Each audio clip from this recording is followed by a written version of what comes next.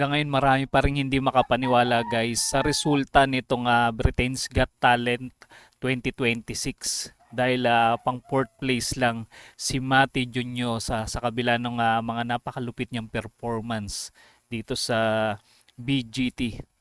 Grabe. Marami ako nababasa nagko-comment nga sabi nila hanggat nandun daw si Simon yung mga Asian na mga contestant malabong manalo. Panoorin nga natin tong video ni The Singing Show TV. Ay, napakaganda nitong video na to. Hindi ko pa siya pinanood ng buo guys. Kakikita ko pa lang sa kanya kanina. Ayan. Pero bago ang lahat guys, inaanyayahan ko kayo na mag-subscribe sa channel ni The Singing Show TV guys. Subscribe kayo sa kanyang channel. Supportahan nyo yung kanyang mga content. Napakaganda. Huwag na natin pagtagalin pa guys. Panoorin natin to. Kung bakit ba hindi na nalo si Mati Junio sa Britain's Got Talent 2026.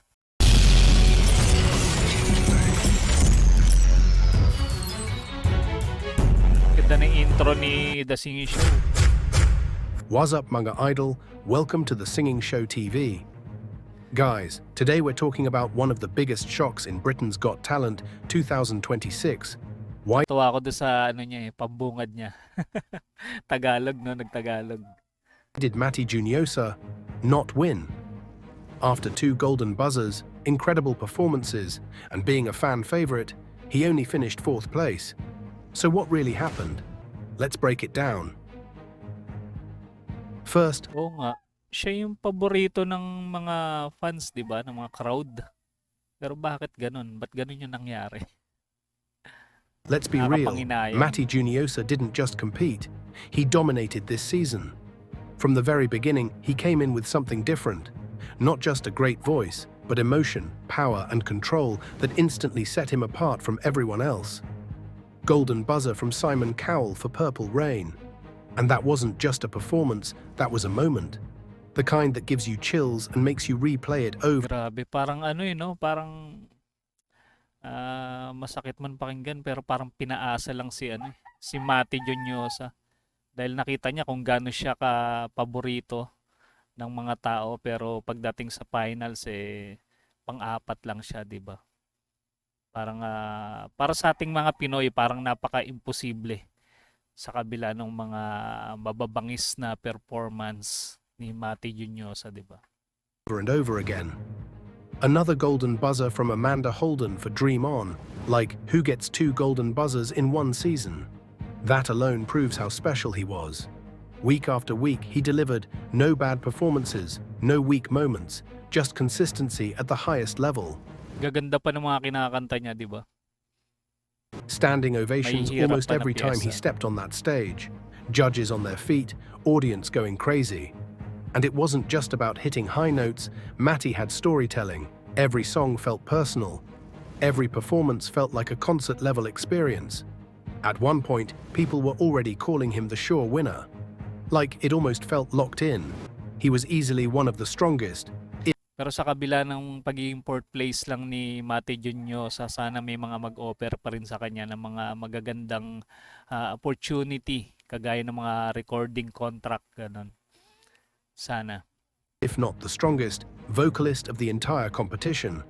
So now the big question is, after all of that, after the golden buzzers, the viral performances, the insane vocals, how did he lose? Yun ang malaking tanong doon. Bakit siya natalo? Sa kabila ng paboritong-paborito siya ng mga tao. Anong meron? Public voting changed everything. Here's the truth, and this is where everything shifts. Britain's Got Talent is not judged by the judges in the finals. It's decided purely by public votes. That means no matter how many golden buzzers you get, Yun lang. Yun lang. Tama naman. 'Di ba? Kahit paborito siya ng mga tao, kung hindi naman bumoboto, baliwala din. Marahil yun yung isa sa mga dahilan, guys. Ba't siya naging pang-apat lang. no matter how many standing ovations you receive, at the end of the day, it all comes down to one thing: who the public connects with the most. And this season, that connection went to the Hawkstone Farmers Choir. A completely different kind of act. They weren't about insane vocal Pero tanong ko lang, ito bang voting system wala bang ano to, parang dati kasi parang may mga usap-usapan 'di ba nung mga panahon pa ng American Idol, parang may nabibili yata to yung mga boto, parang ganon, no, 'di ba? runs or powerhouse high notes. They were about something deeper, unity, emotion, storytelling, and that feel-good energy that resonates with families watching at home. Their performances felt real, heartfelt, and relatable. It wasn't just singing, it was a story of community, tradition, and authenticity. So while Matty was delivering world-class concert-level vocals, the Hawkstone Farmers Choir was quietly building a massive emotional connection with the audience. Nakakapanghinayang lang kasi talagang sa tingin ko pinaghandaang mabuti ni Mati to eh. Kasi yung mga pinakita niya, 'di ba? Sa mga tao ay talagang hindi biro eh. Napakalupit nung kanyang performance sa stage. And when it came time to vote, families voted, casual viewers voted, people who may not care about vocal technique but cared about how they felt. Because in shows like this, it's not always about who is technically the best, it's about who made you smile, who made you feel something, who you remember after the show ends. And that's the reality of Merong ganun. Merong mga taong hindi nakatingin sa vocal technique. Kumbaga sa kanila ang mahalaga sa kanila tumatatak yung performance ng isang singer. public voting competitions. So even though Matty Juniosa might have been the strongest vocalist, the public chose the act that touched their hearts the most. Minsan naman depende sa kinakanta. Merong magagaling na singer pero pag nagkamali sila ng pinili nila na kantahin, doon parang nagkakaroon ng problema. This wasn't just any finale. This was one of those finals where literally anyone could win. The lineup was stacked, and not just with singers. We're talking about a mix of performances that hit every type of audience watching at home. A drone art group, Celestial, creating insane visuals in the sky, something you don't see Oo nga pala, hindi lang pala puro singer ang nandito sa BGT, kundi yung mga iba ring mga artists. May mga iba't ibang klaseng talent na ipinapakita, mga unique na talent. every day. A viral dog act, fun, entertaining, and perfect for family viewers. High-energy dance performers, full of choreography, timing, and visual impact. Mind-blowing magicians, delivering shock and surprise moments. It was easily one of the Mga magikero, marami na sumali dito. most diverse finals ever in the show's history. And that's where things get interesting. Because when you put a powerhouse singer like Matty Juniosa in a lineup like that, he's no longer just competing with other vocalists. He's competing with entertainment as a whole. While Matty gave flawless vocals and emotional performances, May sense yung sinasabi ni The Singing Show TV. Tama naman. Pero siguro kung puro singer lang sila dito, puro singers lang yung mga naglalaban, talagang sa tingin ko ilalampaso sila ni Mati Juniosa, 'di ba? Sa lupit niya kumanta. other acts were delivering visual spectacle, surprise moments, family-friendly fun, something you can't just hear, but see and experience, and in a live TV finale that matters a lot. Casual viewers, especially families, often gravitate toward acts that are Tsaka ang lakas ng audience impact ni Mati. Pagka kumakanta siya, talagang standing ovation yung mga nandun, pati yung mga judges. more unique, more memorable visually, easier to talk about the next day. Think about it. A drone light show in the sky, a perfectly trained dog act, Galing naman nun, drone pala yun. Galing ah. Ayan, tignan nga natin guys, balik natin. Tuwa naman ako doon sa nakita ko. Ayan, drone pala to. easier to talk about the next day. Think about it. A drone light show in the sky, a perfectly Galing. trained dog act, Nakakatuwa a naman. magician blowing your mind. Ito ring aso bibo rin. Those moments stick instantly. Meanwhile, even though Matty's performances were world-class, singing, no matter how good, is something people are more used to seeing.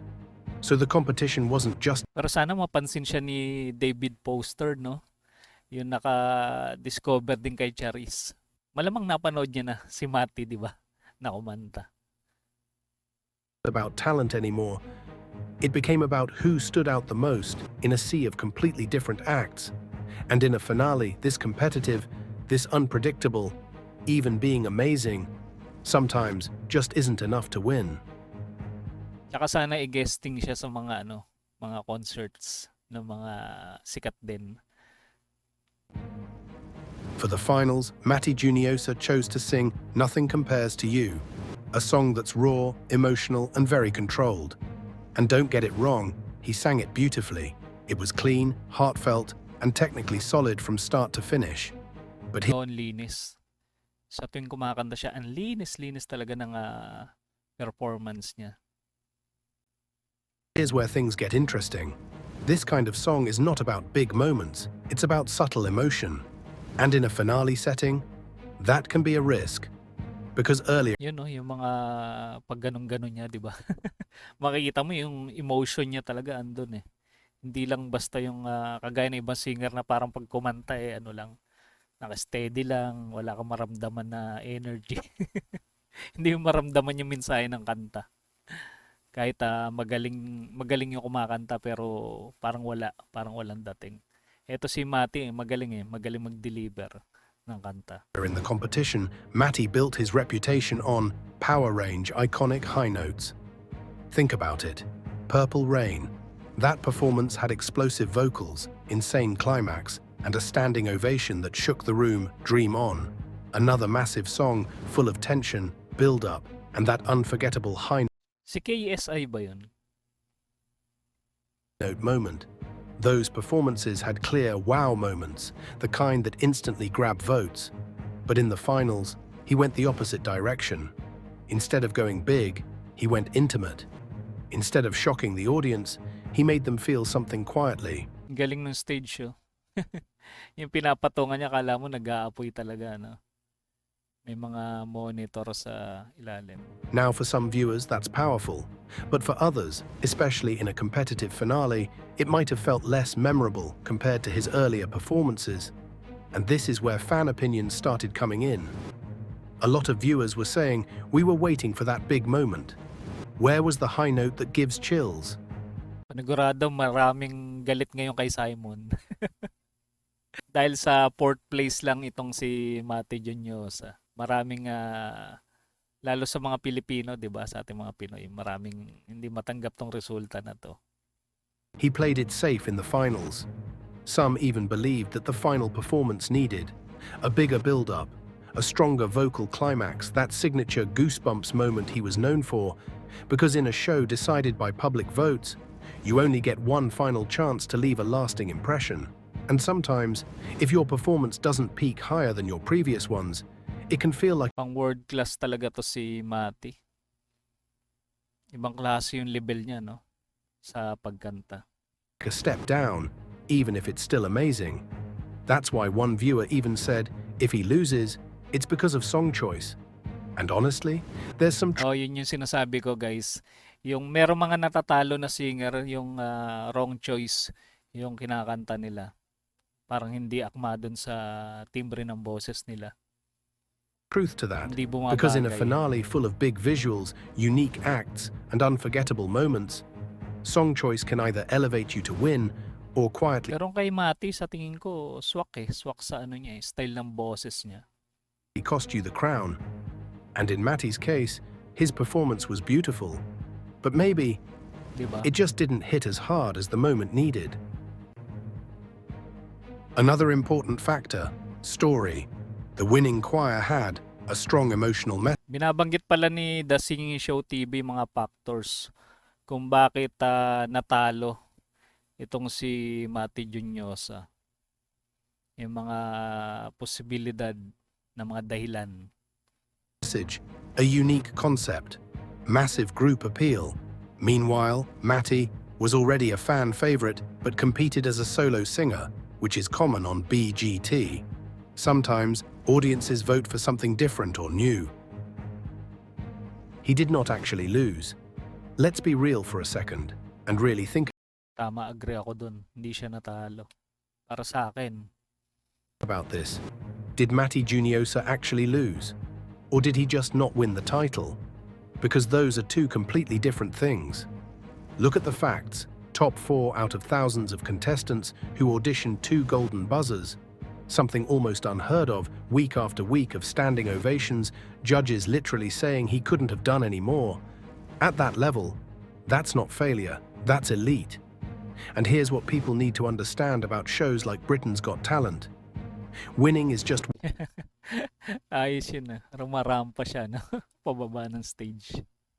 Tuwan-tuwa talaga siya dito sa yung mga unang resulta ng performance niya sa BGT. one path, but exposure, that's where the real opportunities begin. Because after the show, Matti didn't disappear, he didn't fade away. He leveled up, landing a role in West End's Jesus Christ Superstar. Sa tingin ko malakas ang tiwala sa sarili nitong si Matti Juniosa. Kasi pagka nagpe-perform siya, hindi mo siya makita ng parang kinakabahan eh. Para lang siyang naglalaro sa stage, ini-enjoy niya bawat minuto. Star is huge. That's not just any gig, that's one of the most respected stages in the world. It means industry professionals noticed him, producers saw his potential, his talent translated beyond the competition.